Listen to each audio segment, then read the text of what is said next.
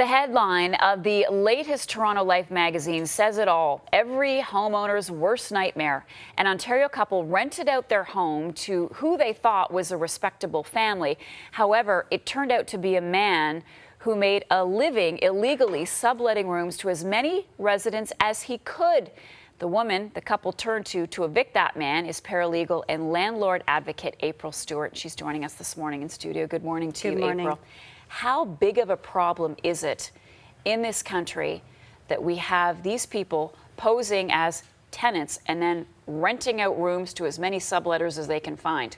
Well, I can tell you in my practice in Ontario as a paralegal, only representing landlords for 15 years, I have never seen a situation like this one before. So it was actually a very unique situation compared to what we normally see.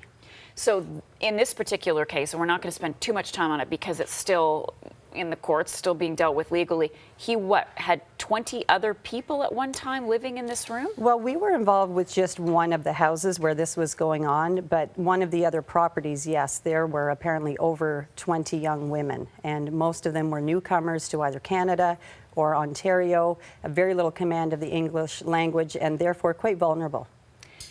What are landlords to do when they get a sketchy tenant?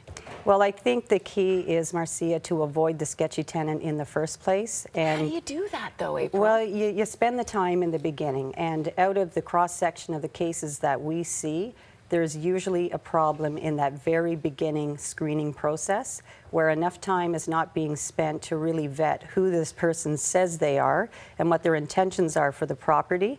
And we often see that the ball gets dropped in that very beginning screening process because, after all, this is like a marriage. To be a landlord and a tenant in Ontario, it's like a marriage, and getting out of it is just as difficult.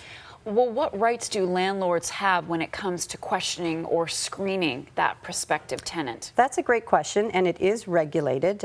You have to be careful about who you turn down and how you advertise a rental unit.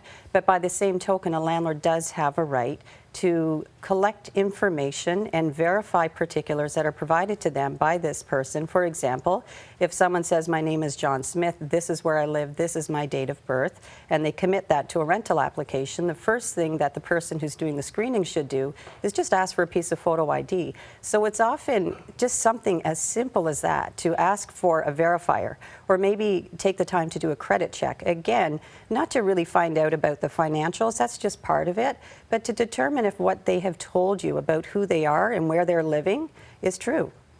And what about landlords? Because they're not perfect either. Certainly not. And again, tenants who are looking for places, have to ask hard questions of landlords, and they have to talk about who's living near them if it's a multi-residential setting.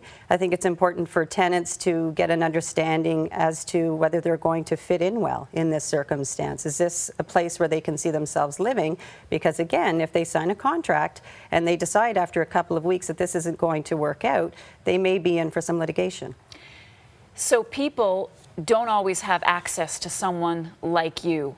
What can the average tenant or landlord do if they find themselves in a sticky situation? Well, here in Ontario, the relationship between landlords and tenants is governed by the Landlord and Tenant Board. Their head office is on Robert Speck Parkway in Mississauga.